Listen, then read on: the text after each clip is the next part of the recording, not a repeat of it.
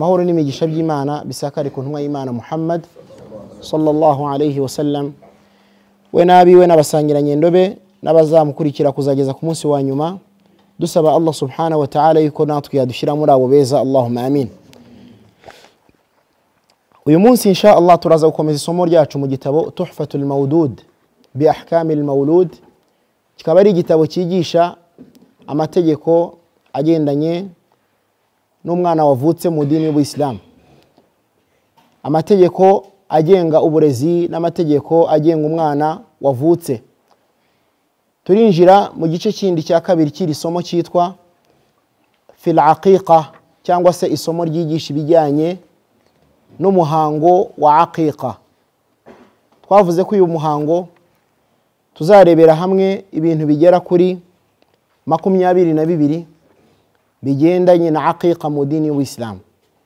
Al-faslu al-awwal, icyambere dutangirana nacyo fi bayani mashru'iyyatiha. Ubundi aqiqa mu rwego rw'amategeko y'idini y'Islam ifite irihe tegeko? Ni irihe tegeko rya aqiqa? Ese aqiqa yabiri mu bikorwa by'Ubuislamu cyangwa ntayirimo? Qala Malik rahimahullah, al-Imam Malik Allah mugirire impuhwe yaravuze ati hadha al-amr alladhi la ikhtilafa fihi indana.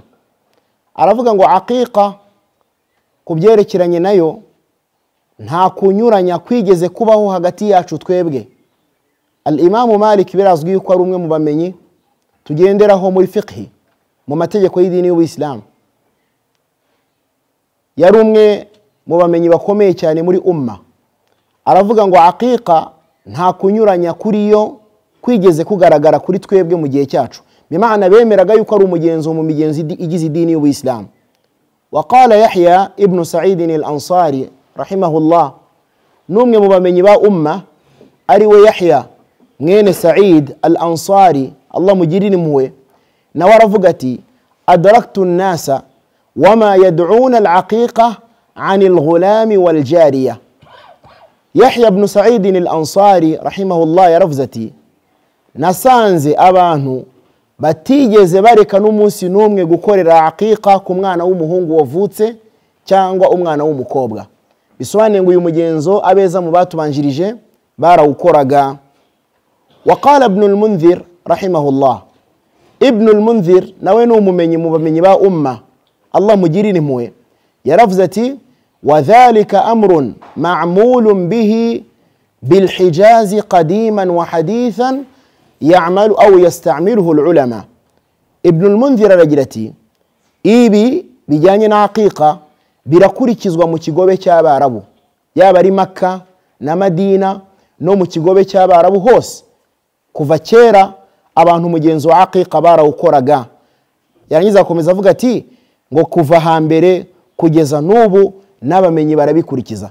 Izo ni zimwe mu mvugo z'abamenyi bagera kuri batatu bakomeye, aribo al-Imam Malik na Yahya ibn Sa'id al-Ansari ndetse na al-Imam ibn al-Munzir.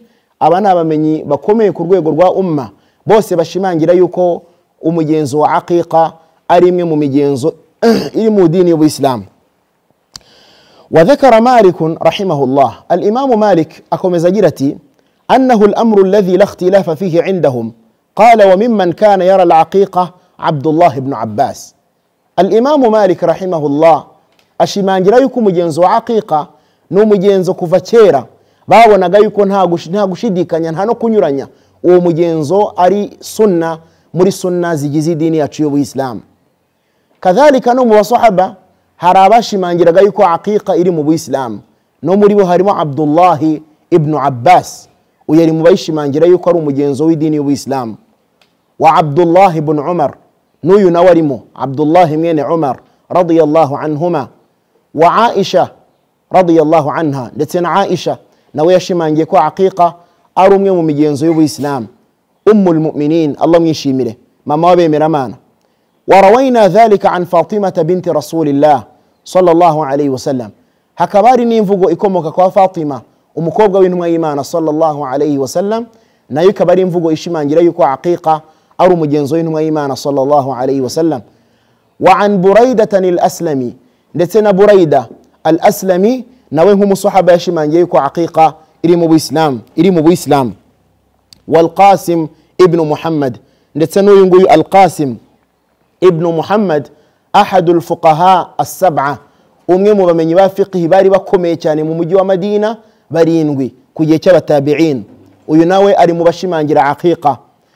Wa Urwa ibn Zubair, ndetse na Urwa ibn Zubair nawe ari mu bashimangira umugenzo wa aqiqa. Uyu Urwa nawe yari umwe mu bafuqaha as-sab'a, mu bamenyi ba fiqh ku rwego rw'isi barindwi bakuru kurusha abandi mu gihe cy'abatabi'ina bize ku basahaba b'intumwa y'Imana Muhammad sallallahu alayhi wasallam. Wa Ata ibn Abi Rabah, no mu bashimangira aqiqa harimo Ata mwene Abi Rabah, Allah mugirire impuhwe. Wa Zuhri, ndetse na al-Imamu az-Zuhri, Allah nawe amugirire impuhwe. Wa Abi Zinad, abo bose turi kuvuga ni abamenyi baje bashimangira yuko aqiqa ari umugenzo w'intumwa y'Imana Muhammad sallallahu alayhi wasallam. Wa bihi qala Malik rahimahullah, ibi kandi byashimangiwe na Imam Malik, imamu Darul Hijra. Uyu nguyu nawe ni umwe mu bashimangira yuko aqiqa iri mu Islam. Wa ahlul Madina, ndetse n'abantu bari batuye Madina ku gihe cy'abatabi'ina nabo bose bashimangira yuko aqiqa bayizi nk'umugenzo w'intumwa y'Imana Muhammad sallallahu alayhi wasallam. Wa Shafi'i, ndetse na al-Imam Shafi'i Muhammad ibn Idris rahimahullah, uyu nawe ari mu bashimangira aqiqa yuko iri mu Islam. Wa ashabuhu, ndetse n'abaje bamwigaho abanyeshuri be bari kuri madhhibu ye ya Imam Shafi'i. Wa Ahmadu, ndetse na Imam Ahmad ari mu bashimangira umugenzo wa aqiqa. Wa Ishaq, ndetse na Ishaq Abu Rahawayh, uyu nawe ari mu bashimangira umugenzo wa aqiqa. Wa Abu Thawr, ndetse na Abu Thawr. Wa jamaa, n'abamenyi benshi tudashobora kuvuga amazina ngo tubarangize. Yakthuru adaduhum, Sheikh aragira ati ubwinshi bwawe ni bwinshi, nuvuga ngo umubare wawe ni mwinshi w'abamenyi bashimangiye ko aqiqa ari umugenzo w'intumwa y'Imana Muhammad sallallahu alayhi wasallam. Min ahli al-ilmi muttabi'ina fi dhalika sunnata rasulillahi sallallahu alayhi wasallam, bose n'abamenyi bari kuri sunna bashimangira yuko aqiqa iri mu Islam kandi ari umugenzo w'intumwa y'Imana Muhammad sallallahu alayhi wasallam. Wa idha thabatat as-sunnah wajaba al-qawlu biha, ndetse ikintu mu Islam kigaragaye ko intumwa y'Imana yagikoze sallallahu alayhi wasallam ni itegeko cyangwa se ni itegeko kukivuga no kukibwira abantu. Walam yadurruha man adala anha, nubwo hari bamwe mu bamenyi babonye ko aqiqa itari mu Islam, ariko abangaba imvugo yabo nta kamaro kayo cyangwa se ntabwo ikuraho yuko aqiqa ari sunna. Barahari mu bamenyi, muri bo harimo Abu Hanifa wabona yuko aqiqa itari muri sunna. Qala wa ankara ashabu ar-ra'y, ndetse n'abandi bakurikiye madhhibi Abu Hanifa nabo babona yuko aqiqa mu Islam ntayihari, ko n'intumwa y'Imana ntayo yigeze ikora. Bakavuga bati an takuna al-aqiqa sunna, bavuga ko aqiqa ntabwo ari sunna, nta nubwo ihari. Wa khalafu fi dhalika al-akhbar al-ka'ina an rasulillahi sallallahu alayhi wasallam, ati bityo banyuranyije n'izindi mvugo zavuzwe zituruka ku ntumwa y'Imana Muhammad sallallahu alayhi wasallam. Wa an ashabihi, bananyuranyije n'imvugo z'abasahaba n'ibikorwa byabo. Wa amma ruwi anhu dhalika min at-tabi'in, bananyuranyije n'ababandi bakiriye zino mvugo mu batabi'ina mubize ku basahaba b'intumwa y'Imana Muhammad sallallahu alayhi wasallam. Al-Ahnaf, cyangwa bagendera kuri madhhibi ya Abu Hanifa, nibo batigeze babona yuko aqiqa ari sunna, kubera yuko mu bibazo bari bafite cyane abantu bari batuye Kufa nuko hadithi bajyaga bagira ikibazo cyo kuba hadithi zarabageragaho ari nkeya, hari izitarabageragaho, bigatuma bimwe mu bintu bavuga yuko bidahari kandi bihari, ahubwo ari uko nta hadithi bigize babona. Al-faslu thani, dukomereza ku kigwa cya kabiri. Icyo cyari ikigwa cya mbere dusoje cya aqiqa kivuga yuko abamenyi guhera ku basahaba kujya mu batabi'ina bose bashimangiye yuko aqiqa ari umugenzo w'intumwa y'Imana Muhammad sallallahu alayhi wasallam. في الفصل الثاني, mu kigwa cya kabiri, fi dhikri hujaji man karihaha, ese bano bamenyi bavuga ko aqiqa itari mu Islam atari na sunna bafitiye dalil, bafitiye gihamya ku byo bavuga. Reka turebe. Qalu, baravuga bati cyangwa baravuze bati روى عمرو بن شعيب عن أبيه عن جده أن رسول الله صلى الله عليه وسلم سئل عن العقيقة فقال لا أحب العقوق. قالوا ولأنها من فعل أهل الكتاب كما قال النبي صلى الله عليه وسلم إن اليهود تعق عن الغلام ولا تعق عن الجارية. ولا تعق عن الجارية ذكره البيهقي رحمه الله. muri gihamya bifashisha abamenyi bavuga ko aqiqa itari mu Islam ni hadithi cyangwa se ni inkuru bifashisha yaturutse kuri Amr mwene Shuaib abikuye kuri se ariwe Shuaib abikuye kuri sekuru ariwe Abdullah ibn Amr ibn al-As radiyallahu anhuma Allah mwishimire. Bavuga yuko intumwa y'Imana Muhammadin sallallahu alayhi wa sallam igihe kimwe yabashijwe kubyerekeranye na aqiqa maze arasubiza ati la uhibbu, ntabwo nyikunda. Baravuga ngo mtume yabashijwe kuri aqiqa arasubiza ngo ntabwo ngewe nyikunda. Iyi ni hadithi bishingikiriza. Ati mtume arasubiza ati ngewe ntabwo nyikunda ngo kubera yuko ari umugenzo w'abayahudi. Ngo arongera aravuga ati ni kimwe mu bikorwa by'abahawe igitabo ngo intumwa y'Imana sallallahu alayhi wa sallam iti abayahudi bakorera aqiqa umwana w'umuhungu ariko ntibayikorere umwana w'umukobwa. Iyi riwaya cyangwa si hadithi niyo bishingikiriza bavuga yuko na mtume ubwe yasubije yuko nta yakunda ndetse kandi ko ari umugenzo w'abayahudi bayikoreraga umuhungu ntibayikorere umukobwa. Qalu wa hiya min adh-dhaba'ih allati kanat al-jahiliyyah taf'aluha fa abtalaha al-islam kal-'atira wal-far'.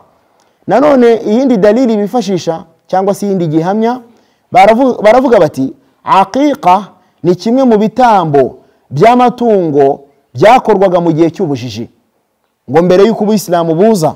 Islam imaze kuza iyikuraho, Islam imaze kuza iyikuraho ngo nkuko yakuyeho umugenzo witwaga al-atira ndetse nkuko yakuyeho n'umugenzo witwaga al-fara'.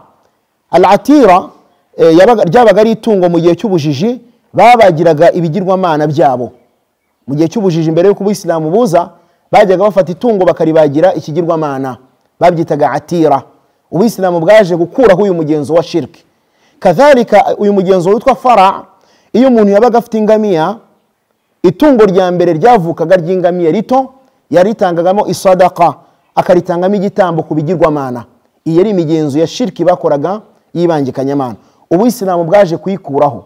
Aba rero bakavuga bati nkuko ubuislamu bwakuyeho atira bukakuraho na fara', ni nako bwakuyeho na aqiqa.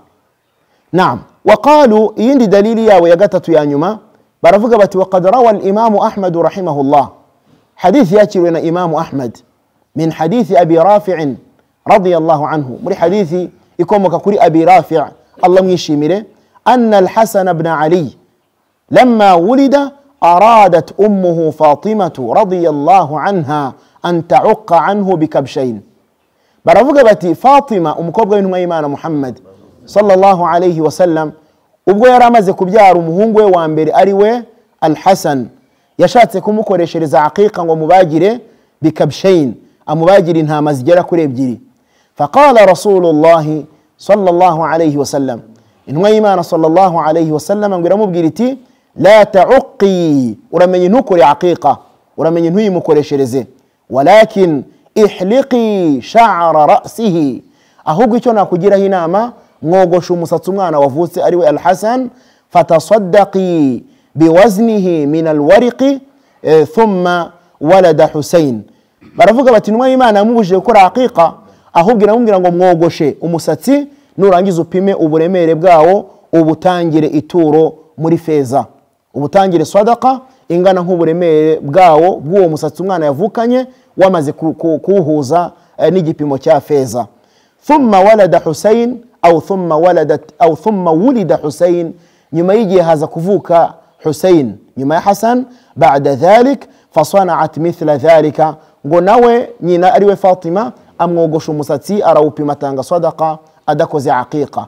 Izi dalili ukoresha tutuvuze ni dalili zabariya babona yuko aqiqa atari umugenzo mu migenzo y'intumwa y'Imana Muhammad sallallahu alayhi wa sallam.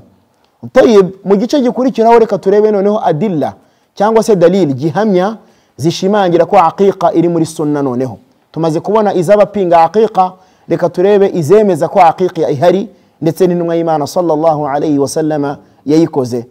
Qala Ibn al-Qayyim rahimahullah, Ibn al-Qayyim imani mujiri muwakomeza agira ati al-faslu ath-thalith adillatu al-istihbab, ikigwa cya gatatu ngo kugaragaza gihamya muri Qur'ani na sunna zishyigikiye gukora umugenzo wa aqiqa. Fa amma ahlul hadith, naho abamenyi ba hadithi, qatibatan abamenyi ba hadithi z'intumwa y'Imana Muhammad sallallahu alayhi wasallam bose, Sheikh aravuga ngo bose, wa fuqahauhum, n'abamenyi muri rusange b'idini y'Ubuislam, wa jumhuru ahli al-ilm, bimana abamenyi bose abenshi 99% faqalu, baravuze bati hiya sunnatu rasulillahi sallallahu alayhi wasallam, baravuze bati aqiqa ni sunnah, ni umugenzo w'intumwa y'Imana Muhammad sallallahu alayhi wasallam.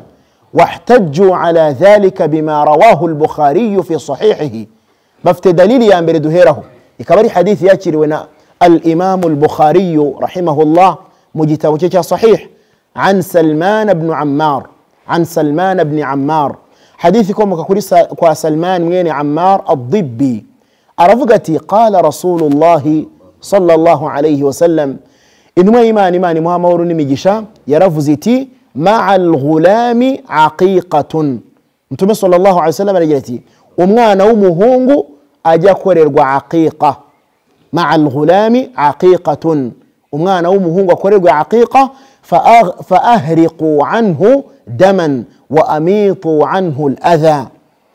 ati ndetse munamurinde ikibi mukumena amaraso yarya tungo, bimaana ninkaho murinze inabi ya shaytani. Ikindi kandi intumwa y'Imana sallallahu alayhi wasallam aragira ati munamurinde ikibi cyari cyo cyose, ngo kandi ikindi kandi ni murangiza mumwogoshe umusatsi aba yavukanye, mumwogoshe umusatsi yavukanye, mumurinda ikibi kandi mumukorera aqiqa. Iyi hadithi yakiriwe na Bukhari na Muslim, ikaba ari hadithi ya mbere duhereho ishimangira yuko aqiqa ari umugenzo w'intumwa y'Imana Muhammad sallallahu alayhi wasallam.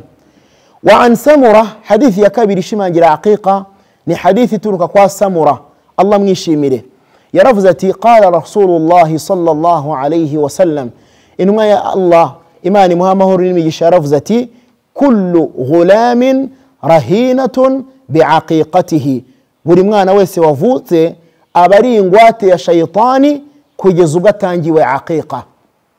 Buri mwana wese uvuka abari ingwate ya shaytani kugeza ubwo akorewe aqiqa. Tudhbahu anhu yawma sabi'ihi, iyo aqiqa cyangwa se iryo tungo, ubundi aqiqa bisobanuye itungo, niba bazajya bavuga aqiqa mujye mumenya ko ari itungo, ni ya hene ni ya ntama babaga. Mtume sallallahu alayhi wasallam aragira ati tudhbahu anhu yawma sabi'ihi, iryo tungo ribagirwa uyu mwana wavutse nyuma yuko hashize iminsi 7 avutse. Iri tungo ribagwa nyuma yuko hashize iminsi 7 umwana avutse. Wayusamma fihi, ikindi kandi umwana akitwa izina, umwana akitwa izina. Wayuhlaqu ra'sihi, kandi akogoshwa umusatsi yavukanye, akogoshwa umusatsi yavukanye. Rawahu ahlu sunan, iyi hadithi yakiriwe mu bitabo bya sunan byose, yaba ari Abu Dawud yarayakiriye, At-Tirmidhi yarayakiriye, An-Nasa'i yarayakiriye, Ibn Majah bose barayifite.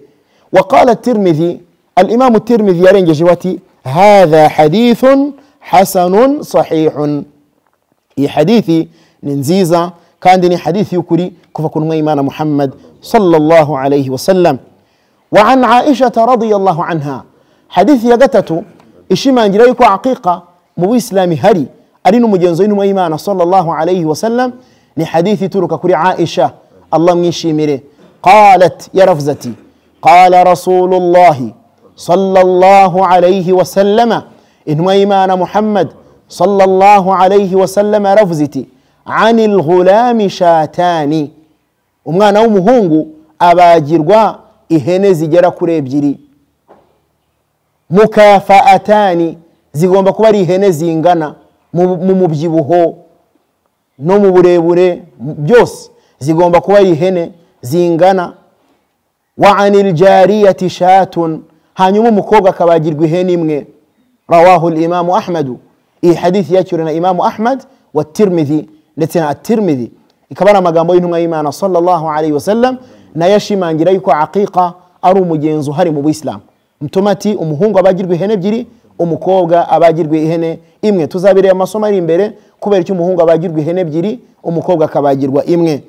Wa fi lafdhin, mu yindi riwaya cyangwa se mu yindi mvugo aragira ati amarana Rasulullah sallallahu alayhi wasallam an na'uqqa 'anil jariya, intumwa y'Imana Muhammad sallallahu alayhi wa sallam yadutegetse yuko tugomba gukorera aqiqa umukobwa, tukamutangira iki? Shatun, tukamutangira ihene imwe, wa anil ghulami shataini, hanyuma umuhungu tukamutangira ihene ebyiri. Iyi hadithi nayo yakiriwe na Imam Ahmad mu gitabo cye cya Musnad, nayo ni hadithi ishimangira yuko aqiqa ari umugenzo w'intumwa y'Imana Muhammad sallallahu alayhi wa sallama. Wa an ummi kurz al-ka'biyya, nanone dukomereza kuri hadithi ya ummi kurz al-ka'biyya radiyallahu anha, Allah mwishimire, aravuga ati sa'altu ar-rasul sallallahu alayhi wa sallama anil aqiqa, nabajije intumwa y'Imana Muhammad, Imana imuha amahoro n'imigisha, mubaza ku mugenzo wa aqiqa. Faqala, intumwa y'Imana sallallahu alayhi wa sallam irambwira iti anil ghulami shatani, umuhungu abagirwa ihene zigera kuri ebyiri, wa anil untha wahida, naho umukobwa akabagirwa ihene imwe. Wala yadurrukum dhukranan kunna aw inatha, Mtume sallallahu alayhi wa sallam aragira ati ngo kandi ntacyo bibatwaye, zaba ari inyagazi cyangwa ari amasekurume, zaba ari inyagazi cyangwa ari amasekurume, izo mwabaga zose ziba ari inyagazi. Nyagazi abazi Kinyarwanda ni iki mudufashe? Nizibyara. Barakallahu fiki. Hanyuma ubwo masekurume nk'abasore muhene. Naam, zaba ari inyagazi cyangwa se yaba ari amasekurume, ntacyo bitwaye izo wabaga zose. Almuhim nuko zigomba kuba ari ihene nziza kandi zingana, zitari uduhene turi aho ngaho tudasobanutse. Naam, hadithi dukomerezaho. وقال الضحاك ابن مخلد، الضحاك الله amugirire impuhwe, nawe aravuga ati anba'ana Abu Hafs, twaganirijwe n'umugabo witwa Abu Hafs ariwe Salim mwene Tamim, an abihi, abikuye kuri se Tamim, an Abdurrahman al-A'raj, bikomoka kuri Abdurrahman mwene al-A'raj, an Abi Hurayra, abikuye kuri Abi Hurayra, Allah amwishimire, anna an-nabiy sallallahu alayhi wa sallam qala, intumwa y'Imana Muhammad sallallahu alayhi wa sallam aravuze iti inna al-yahuda ta'uqqu 'anil ghulami wala ta'uqqu 'anil jariya, ati mukuru abayahudi bakorera aqiqa umuhungu wavutse ariko ntibajya bayikorera umukobwa. Fa'uqqu 'anil ghulami shataini wa 'anil jariyati shatan, ngo mujye mukorera umwana w'umuhungu aqiqa bagira ihene ebyiri, hanyuma munakorera umukobwa wavutse nawe aqiqa mumutangire igitambo cy'ihene imwe. Dhakarahu al-Bayhaqi, i hadith al-Bayhaqi yayivuzeho mu gitabo cye cya Shu'ab. Wa an ibn Abbas radiyallahu anhuma, muri hadithi ya Abdullah ibn Abbas Allah mwishimire, anna Rasulullah sallallahu alayhi wa sallama aqqa anil Hasan wal Husayn, intumwa y'Imana, Imana imuha amahoro n'imigisha, yakoreye aqiqa abahungu be babiri, abuzukuru be babiri, aribo al-Hasan na al-Husayn. Kabshan kabshan, yabatangiye igitambo cyo kuba bagira intama kuri buri umwe, intama imwe buri umwe, buri umwe mutangira intama imwe imwe. Rawahu Abu Dawuda wan Nasa'i, iyi hadithi yakiriwe na Abu Dawuda na An-Nasa'i. Ni naho abamenyi bakomora yuko iyo ubushobozi ari bukeya biremewe yuko yaba ari umuhungu wamubagira ihene imwe cyangwa intama imwe, ndetse n'umukobwa ihene imwe cyangwa intama imwe, iyo ubushobozi buhari budahagije. وعن عمرو بن شعيب عن أبيه عن جده, muri hadithi ya Amr mwene Shuaib abikuye kuri se umubyara Shuaib, abikuye kuri sekuru ariwe Abdullah ibn Amr ibn al-As radiyallahu anhuma, Allah mwishimire we na se, anna Rasulullah sallallahu alayhi wa sallama amara bitasmiyati al-mawludi, wakiriye hadithi aratubwira ati intumwa y'Imana Muhammad sallallahu alayhi wa sallama yategetse yuko umwana wavutse ahabwa izina yawma sabi'ihi, ku munsi wa karindwi, nyuma yuko avutse ku munsi wa karindwi umwana ahabwa izina. Wa wudu'a cyangwa se wa wad'u al-adha anhu, ikindi kandi agakurirwaho ikibi. Gukurirwaho ikibi bivugwa ni ibihe? Abamenyi basobanura ko ari ukogoshwa umusatsi yavukanye. Kadhalika ikindi wal-aq, kandi akabagirwa itungo agakorerwa aqiqa. Iyi hadithi qala at-Tirmidhi, al-Imam at-Tirmidhi aravuga ati hadha hadithun hasanun, iyi hadithi ni hadithi hasanun gharibun. Wa an Buraydah al-Aslami, dukomereza kuri hadithi ya Buraydah al-Aslami Allah mwishimire, aravuga ati kunna fil jahiliya, ubwo ubuislamu bwari butaraza turi mu gihe cya jahiliya, igihe cy'ubujiji, idha wulida li ahadina ghulamun, iyo umwe muri twe yabyaraga umwana w'umuhungu dhabaha shatan yabagaga ihene walutikha ra'suhu bidamiha hanyuma ya hene bagafata amaraso yayo bakayategera nko mu bakuri barangiza bakayasiga mu mutwe w'umwana w'uruhinja rukivuka falamma jaa Allahu bil Islam Mwenyezi Mungu Subhanahu wa Ta'ala ngo amaze kutuzanira ubuislamu akaduha inema y'ubuislamu tukaba abayisilamu kunna nadhbahu shatan twakomeje kuzajya tubaga ihene wa nahliqu ra'sahu ngo hanyuma tukogosha umwana umusatsi gusa nta byo kumusiga amaraso nk'abiriya byakorwaga mbere wa naltahuhu biza'faran mu kimbo cyo kumusiga mu mutwe amaraso ahubwo tukamusiga amarashi ya za'faran ubwo nibwo buislamu mbere y'ubuislamu babagaga ya hene bagafata amaraso bakayasiga mu mutwe w'umwana nyuma y'ubuislamu ihene yarabagwaga nabwo ariko itandukaniro nuko mu kimbo cyo gusiga ya maraso mu mutwe w'umwana bamusigaga amarashi ahumura neza ya za'faran hadithi yakiriwe na Abu Dawuda rahimahullah warawa Ibn al-Munkadir dukomereza kuri riwaya yakiriwe n'umugabo witwa Ibn al-Munkadir min hadithi Yahya ibn Yahya muri hadithi ya Yahya mwene Yahya aravuga ngo anba'ana Hushaym an Uyayna Hushaym yaratubwiye abikuye kuri Uyayna ibn Abdurrahman mwene Abdurrahman an abihi abikuye kuri sa Abdurrahman anna Aba Bakrata nawe abikuye ku mugabo witwa Aba Bakra aravuga ati wulida lahu ibnuhu Abdurrahman uyu mugabo Aba Bakra yabyaye umwana witwa Abdurrahman wa kana awwalu mawludin bil Basra uyu mwana Abdurrahman ni nawe mwana wa mbere wavutse mu mujyi muzima wose wa Basra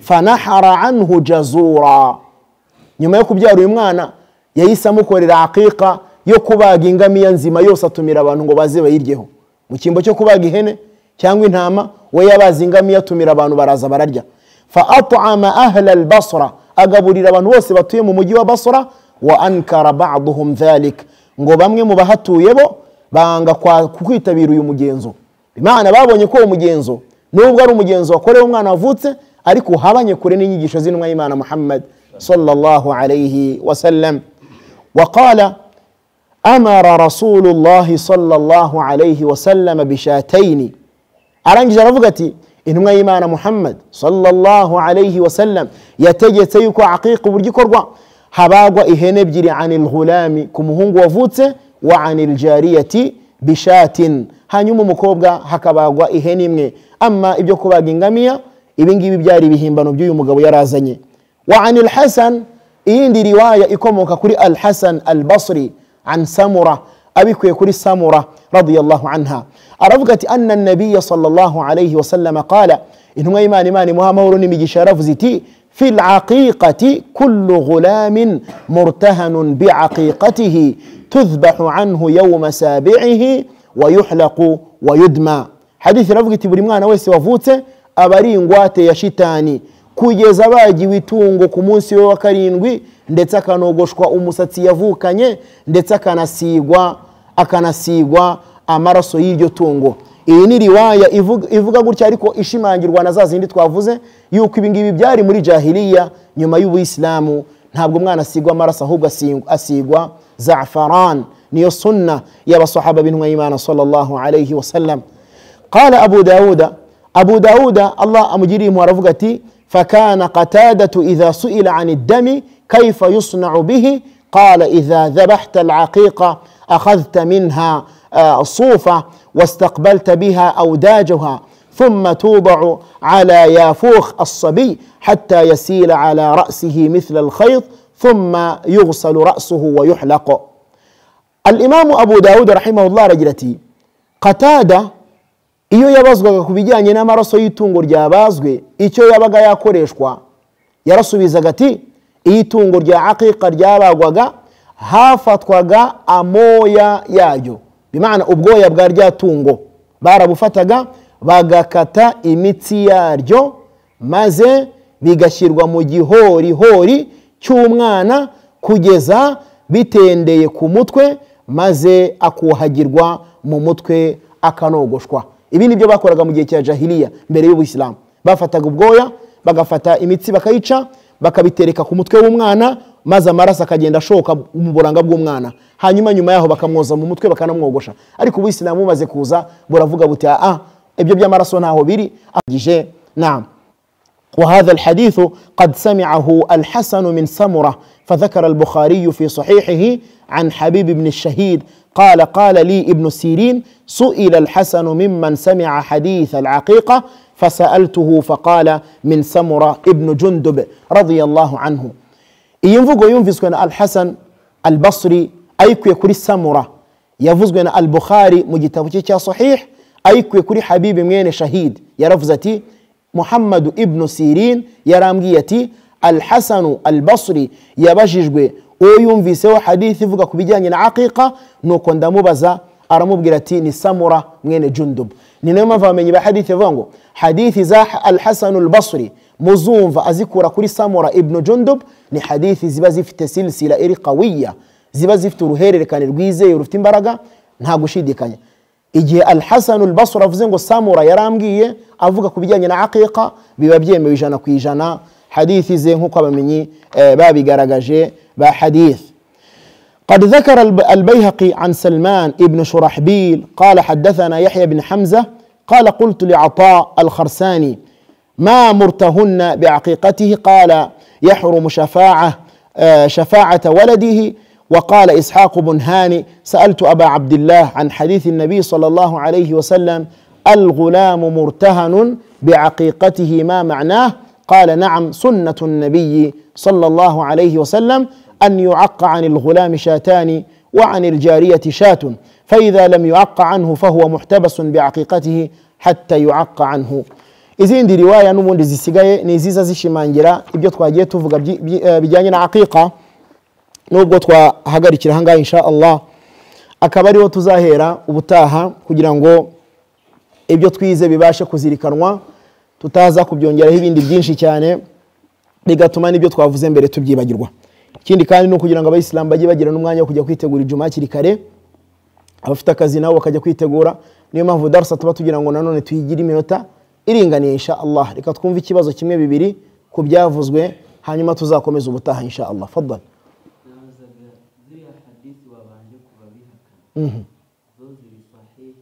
Abamenyi bagaragaje ko zose zifite ikibazo. Ziriya hadithi zigaragaza yuko Mtume sallallahu alayhi wa sallam yabujije umugenzo wa aqiqa, abamenyi bagaragaje ko zose zifite uburwayi, nta nimwe yizewe muri zo. Wenda iyo faida ntabwo tuyize tuyitambutsa.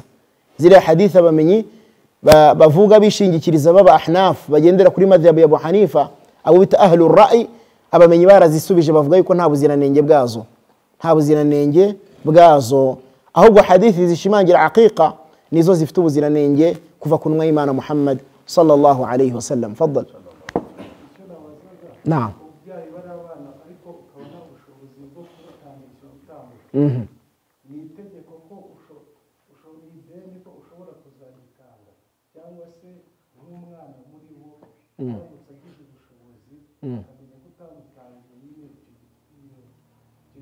Naam. Aqiqa ni umugenzo w'intumwa y'Imana sallallahu alayhi wa sallam ushingira ku bushobozi.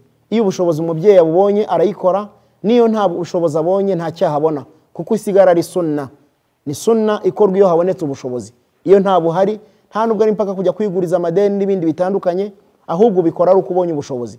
Iyo nta buhari ntabwo Mwenyezi Mungu yabiguhora.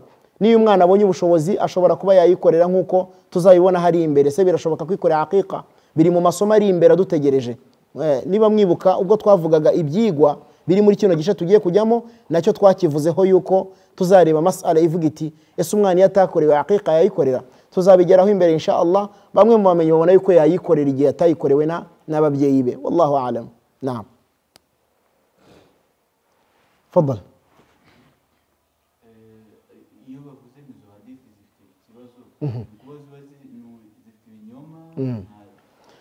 Hadithi bavuze ngo zifite ikibazo, ni impamvu nyinshi zituma hadithi zigira ikibazo. Imma ushobora gusanga hadithi ifite ikibazo mu bayakiriye, ibyo bita isnad cyangwa se sanad, mu bayakiriye, uruhererekane rw'abayakiriye kugera ku ntumwa y'Imana Muhammad sallallahu alayhi wa sallam. Imma hakaba harimo umuntu urugero wibagirwaga cyane. Izo ni zimwe mu mpamvu zituma hadithi zigira ikibazo. Igihe harimo umuntu wibagirwaga cyane, kadhali kwibagirwa bivugwa no kuba yaribagirwaga muri hadith, yahifazi mu mutwe yajya kubitangaza akibagirwa. Iyo hadithi yakiriwe n'umuntu umeze utyo, icyo gihe hadithi bifite ikibazo cyane. kadhalika ushobora gusanga mu ruhererekane rw'abayakiriye harimo umuntu ufite udafite ubuziranenge ashobora kuba abeshya, bituma hadithi iba munkar. Iyo hadithi bituma nta kuri kwayo kuva ku ntumwa y'Imana Muhammad sallallahu alaihi wasallam. Mu mpamvu rero zituma hadithi zigira ikibazo gishobora kuza mu bayakiriye, cyangwa se ikibazo ubwacyo kikaba kiri mu magambo ya hadithi, ikaba yarakiriwe n'abantu bafite ubuziranenge, ariko mu byo batangaje bikaba binyuranye n'ukuri kuva ku ntumwa y'Imana Muhammad sallallahu alaihi wasallam, cyangwa se ibyo batangaje bikaba bigonga ahubwo ibyari bisanzwe bihari by'ukuri nko muri Qur'an cyangwa muri Sunna. Bityo rero ni isomo rigari, isomo ryo kuvuga ngo ese hadithi kugira ikibazo cyangwa se kubera icyo atari ukuri, ni impamvu nyinshi zibitera. Ni impamvu nyinshi zibitera, biri mu bumenyi bwa ulumul hadith, mustalahul hadith. Ese hadithi kuvuga ngo ifite ikibazo biterwa n'iki? Imma biterwa n'ikibazo mu bayakiriye, cyangwa se ikibazo mu magambo batangaje y'intumwa y'Imana Muhammad, ibyo bita matnul hadith. Niyo mpamvu rero niyo ngo hadithi yakiriwe na Bukhari, hagati ya Bukhari na Mtume harimo abantu, hagati ya Bukhari na Mtume harimo abantu. Bukhari yize kuri Ahmad yize kuri Shafi'i yize kuri Malik yize ku bandi nabo kuri Nafi' yize kuri Ibn Umar. Urabona ko bano n'abantu batanu hagati ya Bukhari bahari na Mtume. Abo bantu batanu rero nibo igihe cyose twitegereza, nta nubwo ari wowe yakuyeho hadithi gusa, hari n'abandi benshi afite yagiye azikuraho. Icyo gihe tureba bano igihe cyose bari hagati ye na Mtume sallallahu alaihi wasallam. Rero nibyo bita sanad. Hari igihe rero bano bari hagati y'umwanditsi w'igitabo cya hadithi na Mtume hasangwamo umuntu ufite ikibazo, imma muri hifdh cyangwa se muri adala, mu bijyanye n'ubunyangamugayo bwe n'ibindi bitandukanye. Ubwo rero izo ni zimwe mu mpamvu nkuru zituma hadithi ivuga ngo ifite ikibazo. Nimumva ngo hadithi irarwaye, impamvu akenshi ziba zaraturutse kuri icyo kintu. Kuko abamenyi baritonze cyane mu kuhitamo hadithi z'ukuri no kuzitandukanya n'ibinyoma, kubera yuko nyuma yuko abasahaba bari batangiye kwicwa, nka nyuma yuko Uthman ibn Affan radiyallahu anhu yaramaze kwicwa, habayeho fitna ikomeye yo kuba buri wese yaratangazaga ibyo ashaka akabyitirira intumwa y'Imana Muhammad. Buri wese akavuga ngo qala Rasulullah, intumwa y'Imana yaravuze, kandi abihimbye ntabyo yavuze. Imma mu bucuruzi kugira ngo bakugurire ukavuga ati Mtume yaravuze ngo uzarya umuceri wa basmati azajya yandikirwa ithawabu zingana gutya kugira ngo abantu bagure basmati. Barabikoze. Hari umuntu wahimbye igitabo kiramo hadithi 600 zo kubeshya. Niyo mpamvu rero abamenyi bicaye bakora akazi ko kuvuga ngo reka turebe iyi hadithi, turebe kwanza umunyururu kugera kuri Mtume bayakiriye, buri wese twiga amateka ye, basanga harimo umuntu ufite ikibazo iyo ngiyo bagashyiramo akarongo. Ko niko abamenyi abo bita nuqadul hadith, abamenyi babandi bigogo, babandi bafite ubumenyi kuri hadithi bafashe umwanya bareba imwe kuri imwe, baratwereka ngo iyi ni sahihul Bukhari, ni igitabo kigerageza kuba mu kuri ku ntumwa y'Imana sallallahu alaihi wasallam. Iyi ni sahih Muslim, nayo ni ya kabiri nyuma ya Bukhari.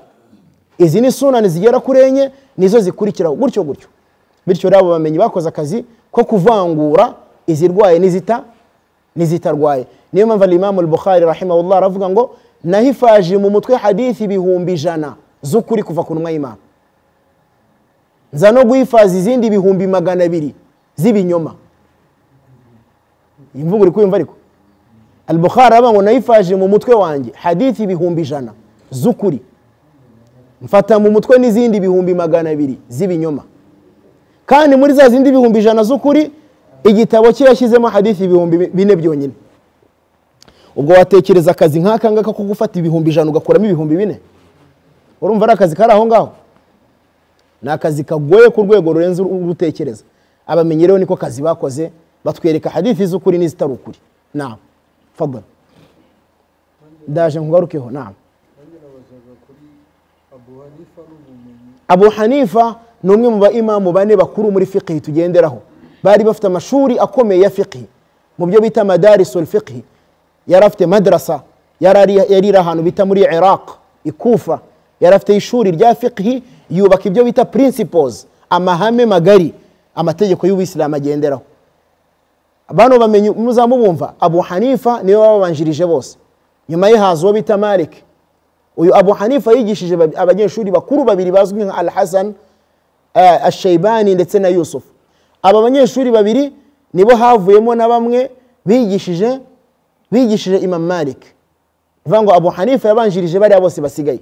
Yarabanje akora ishuri rya fiqh rikomeye ryari riri muri Iraq, ariko ryagize ikibazo gikomeye cyo kubera ko Iraq hadithi zahageraga, niho hantu hambere hagaraga abantu b'abanyabinyoma babeshyera intumwa y'Imana muri Iraq.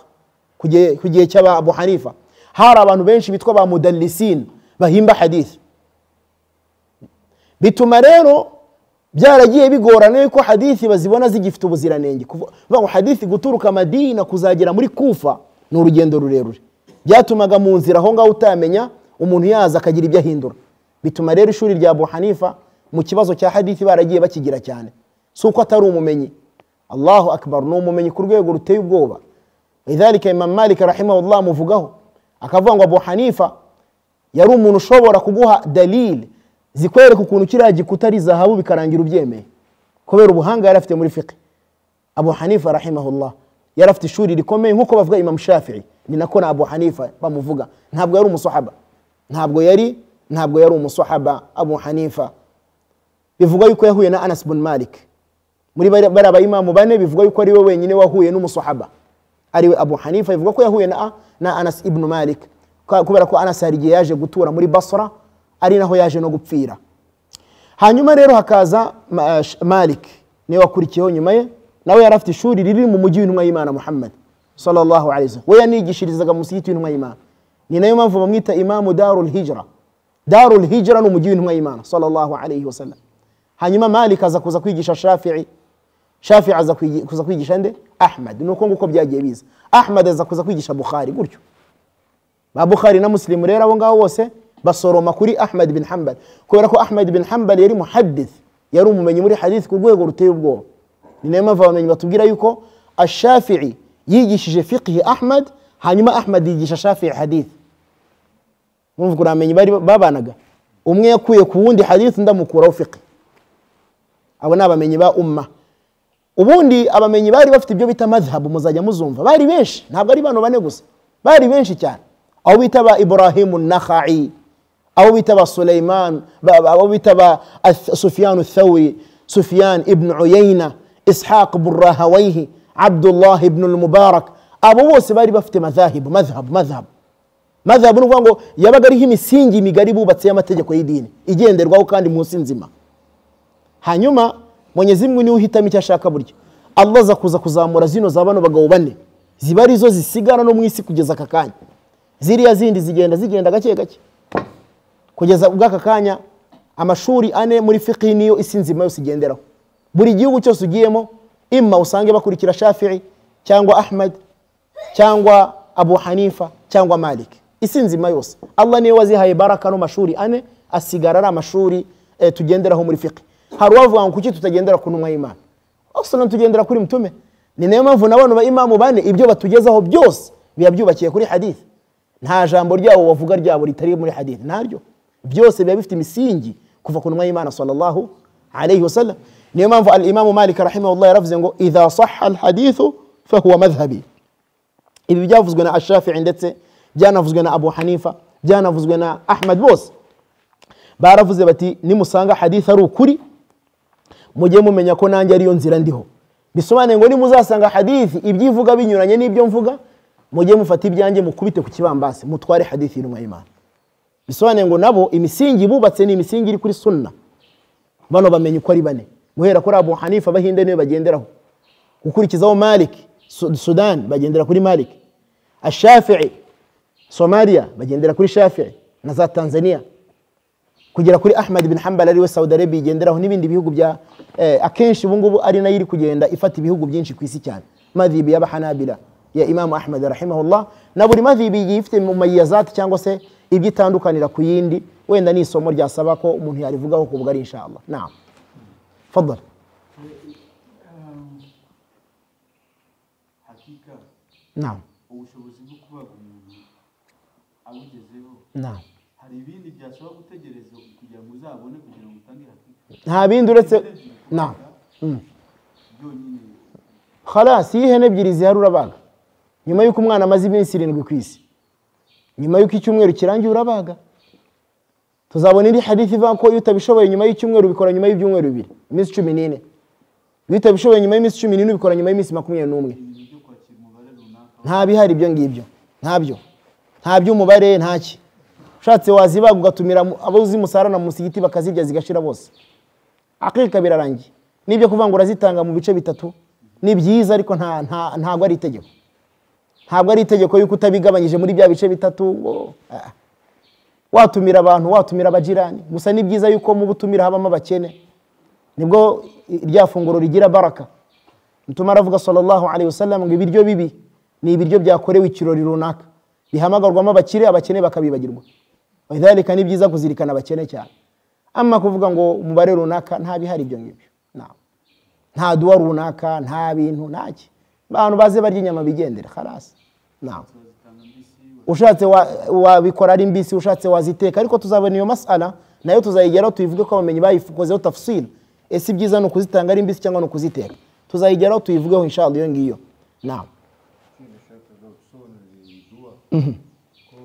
اللهم إني أرفقت اللهم إنا نسألك من خير ما سألك منه نبيك محمد صلى الله عليه وسلم.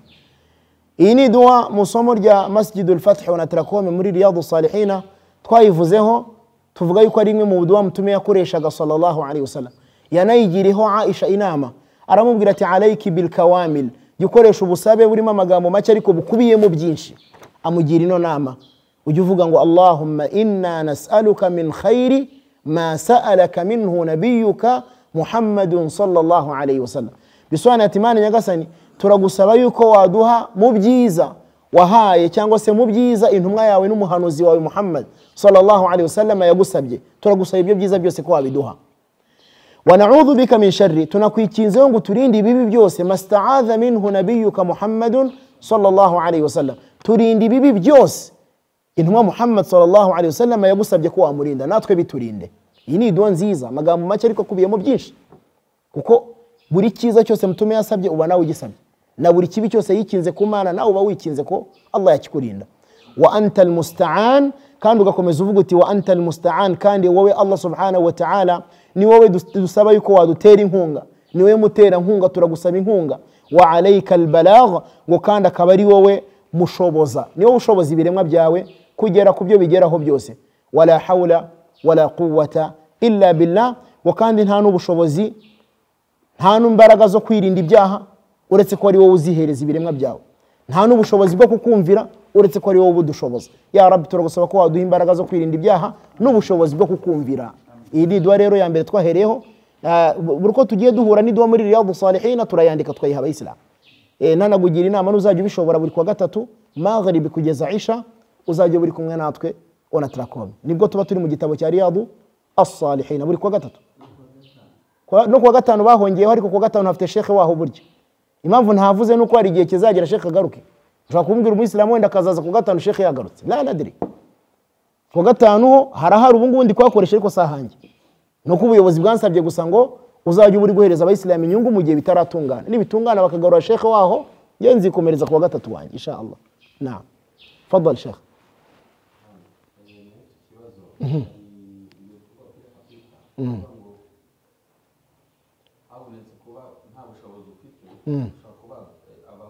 Yaba ari ku muhungu ukamukorera ihene imwe n'umukobwa imwe, iyo nta bushobozi. Naam.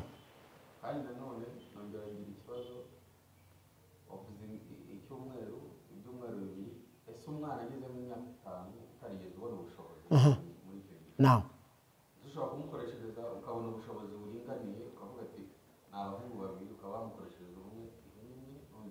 Abamenyi bavuga ko nta kibazo, barahari babona ko nta kibazo y'ubushobozi ari bwo buhari, barahari abamenyi bavati y'ubushobozi ari buke, birashoboka ko buri umwe amukorera ihene imwe imwe, nkuko twabisomye muri hadith.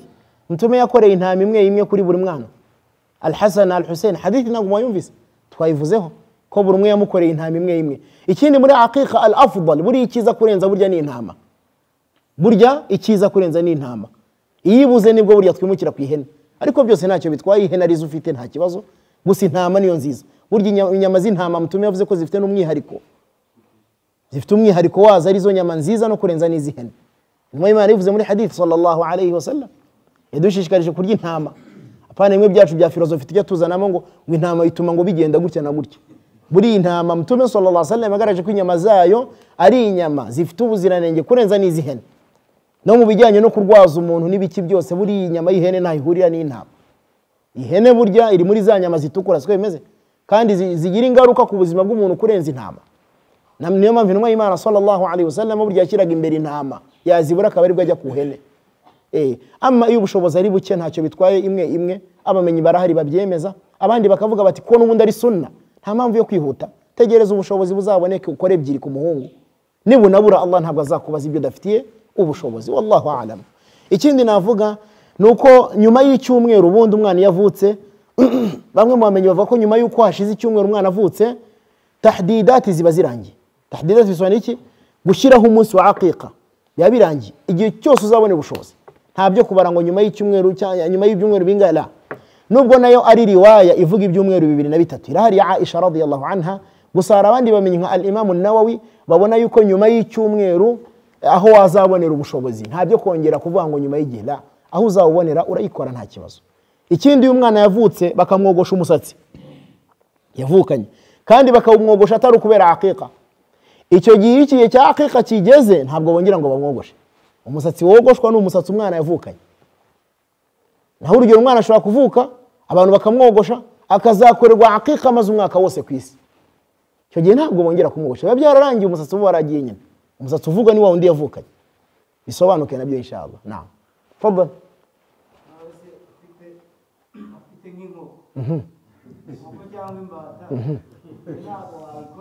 Ni ukuvuga ngo hari amategeko y'Ubuislamu agomba gukorwa nk'uko intumwa y'Imana yigishije sallallahu alayhi wasallam. Iyo bigeze muri aqiqa nta rindi tungo byemewe gukoramo aqiqa ritari ihene cyangwa intama, nta bindi, nta by'inkoko, nta by'iki. Ni nk'uko ku layidi bavuze ngo igitambo cyo ku layidi ntago bibaho kuvuga ngo wabazi inkoko ngo ufite thawabu z'igitambo, la, ni mpaka kubaga mu matungo yavuzwe mu ayo mategeko y'uwo munsi. Iyo ari muri aqiqa ni ihene cyangwa intama, iyo ari muri ilayidi ni inka, ihene, intama, ingamiya. Naho sinzi wenda we yabaze dendo, yabaze inkoko, yabaze iki, ngo nta thawabu abona zo gutanga igitambo cy'umunsi w'ilayidi. So ibi rero mu Buislamu iyo tugeze mu mategeko runaka afite ibiyagenga nibyo tugenderaho, ntabyo kwinjizamo ibindi biri hanze. Bityo rero utarabona ubushobozi bw'ihene cyangwa intama uwo ntabwo aqiqa mureba. Wallahu a'lam. Naam, fadhal.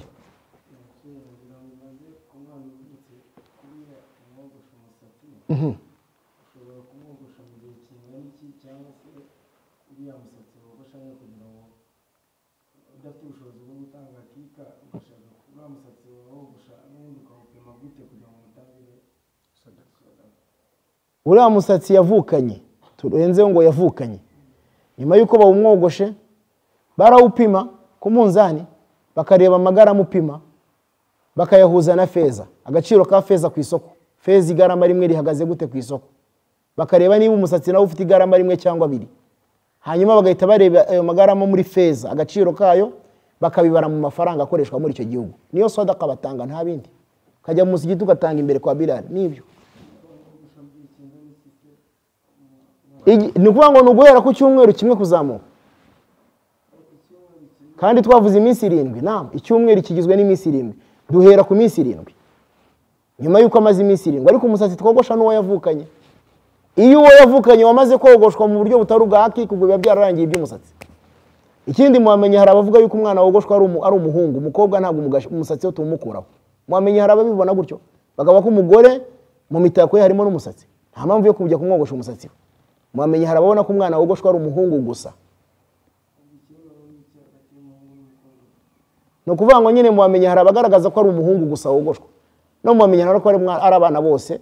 Wala ilmu inda Allah, tuzabigeraho cyane masala y'umusatsi iri imbere. Nuvuga ngo iri somo rya aqiqa nibwo uyu munsi turitangiye, ariko gake gake buri ko muzarikurikira n'ibibazo bindi bizagenda bishira inshallah. Nibijyanye no gucocagura amagufa y'itungo ryabazwe byose tuzabigeraho inshallah biri imbere. Naam, fadhali kad soreze kumuvane. Hari somo ryawe ryancitse urambaza. Naam. Ko uri wapfa kwiga uko umwana avutse bamutorera zana mu gutwi. Nagira ngo nshyiremo gake byarancitse na marasi. Twasomye hadithi zimwe na zimwe zigaragaza ko Mtume sallallahu alayhi wasallam yatoreye adhana abana be abuzukuru be Al-Hasan Al-Hussein, ariko dusoza tubonye ko zose abamenyi bavuze ko zifite ikibazo. Zose hadithi zivuga gutorerwa adhana kubuzukuru b'intumwa y'Imana zose abamenyi bagaragaje ko zifite ikibazo. Ibn al-Qayyim rahimahullah soza avuga ati iyo kino gikorwa cyiza kuba ari igikorwa Mtume yakoze ntabwo twari kubura hadithi zizewe, kuba zarabuzi zizewe n'ikimenyetso cyo uyu mugenzi utava ku ntumwa y'Imana sallallahu alayhi wasallam. Bakavuga ko ibyiza rero ni byiza gukorera umwana ya migenzo iri muri sunna yizewe kuko irahari nka aqiqa, nko kogoshwa, nko guhabwa izina ryiza, ama adhana yo ni mahallul khilaf, abamenyi nibigize bayihurizaho kuri muri sunna. Ibyiza nuko kiri abantu bagize impaka cyane, umuyisilamu yakireka mu gihe nta dalili arabona. Da'ma yaribuka, reka ikintu kigutera gushidikanya, gigutera urujijo, ila ma la yuribuka, ukore cya kindi kitagutera urujijo kandi birahari bidatera urujijo. Mas'ala ya adhana ni mas'ala abamenyi batandukanyeho, n'abayemeza nta hadithi n'imwe iri sahihi bagaragaza, nta hadithi n'imwe iri sahihi bagaragaza, ahubwo hadithi nazo ubwazo bafite zose abamenyi bavuga ko zirwaye. Bikaba ari byiza rero kuba wakora imigenzo itariho gushidikanya nka aqiqa, ama adhana yo ntabwo nta gihamya iragaragara yizewe kuva ku ntumwa y'Imana sallallahu alayhi wasallam. Wallahu a'lam. سبحانك اللهم ربنا وبحمدك نشهد أن لا إله إلا أنت نستغفرك ونتوب إليك وصلى الله وسلم على نبينا محمد وآله وصحبه أجمعين والسلام عليكم ورحمة الله وبركاته.